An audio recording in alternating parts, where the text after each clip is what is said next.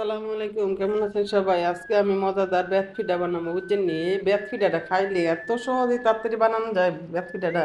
আপনারা করবেন কি, পইলেই গুড়িটা একটু টাইলা নেবেন, টাইলা গুড়িটারে আপনারা করবেন গরম পানি দিয়ে বালা করে কাইটা করে নেবেন।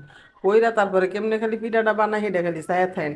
এটা করলাম খুব সহজ একটা পিঠা, এত সহজ মনে হয় দুনিয়া তার কোনো পিঠা নেই। এটা খালি লত বানাইবেন, কাটবেন আর আপনারা মিঠাই দিয়ে ফাঁক দিয়ে লেবেন, শেষ পিঠা। বুঝছেন এই গরমের মধ্যে খালি জটফট কি বানায় খাওয়ান যায় এটা খালি আপনার করে শিখামো। আর আপনারা খাইবেন, দেখবেন আর ভালো ভালো করে কমেন্ট করবেন আর শেয়ার করে দিবেন ভিডিওটি, বুঝছেন, দয়া করে ভিডিওটা।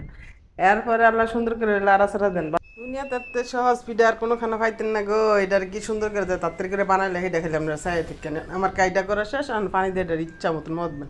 এই গরমের মধ্যে যদি গরম লাগে বেশি, তাহলে করবেন কি, কত্তাখান শরবত খেয়ে নেন, বুঝছেন, ভালো লাগে না শরবতটা খাইয়া শরীরটা ঠান্ডা কইরা এরপরে গিয়ে আলাদিন মাখবেন। বেশি গরমে যদি আবার গরম বানাইলাম তখন তো মাথা গরমে যদি তো পিঠা অনেক সুন্দর হইতো না। এর লেগে আগে এই বালা করে শরবতটা খাইলাম, আমি যেটা কই এটা হইনেন, বুঝছেন নি, মন লেগে কাম লাগবো গো মুরব্বী গো কথা। মানে বালাকেটের মাখেন, শরীরে যত জোর আছে একেবারে বালা করে সমলক্ষ মাহাটা মাখবেন, একেবারে মাখতে মাখতে মাখতে মাখতে যখন দেখবেন এটা সুন্দর একটা কাই তৈরি হয়েছে, তখন গেলাম এটা মানে বাদ দিবেন, আর মাহান লাগতো না তখন, আর ধৈর্য সহকারে।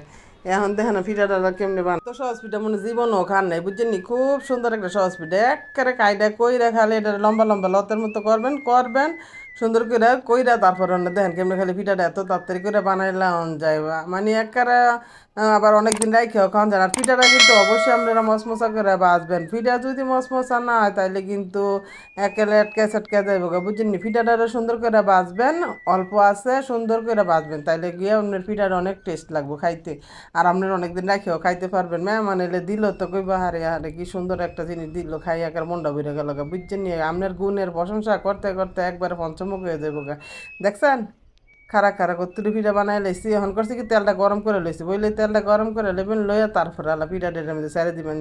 ছেড়ে দিলে যখন কেটে পেল সুন্দর করে আলা বাজবেন, বুঝছেন, এটা লাইরা চাইরা সুন্দর করে আলা বাজবেন। কি কম গো বইনেরা, কইতে কইতে গলা জায়গা শুকায় যে রোদ, ভিডিও না বানায় উপায় নেই, বুঝছেন নি। অনেক রোদের ঠেলায় মুখ দেখালি ওরা নিয়ে জায়গায় পাল্টা কই, বুঝছেন নি। আপনারা সব বুঝ জ্বালিয়ন করলাম। আর যদি কোনো কিছু ভুল ত্রুটি অবশ্যই ক্ষমার দৃষ্টিতে দেখবেন, আর কোনো কিছু যদি সমস্যা হয় তো কমেন্ট করে জানাইবেন। এখন আমার এটি বাজার শেষ হওয়ার পরে দেখেন মিডিয়াটা বসাই দিছি। এটা আপনারা চাইলে খেজুরের গুড় দিয়ে করতে পারবেন, চৌরস দিয়ে করতে পারবেন, আখের মিঠাই দিয়ে করতে পারবেন, কিন্তু সবচেয়ে বেশি স্বাদ লাগে আপনার খেজুরের গুড়।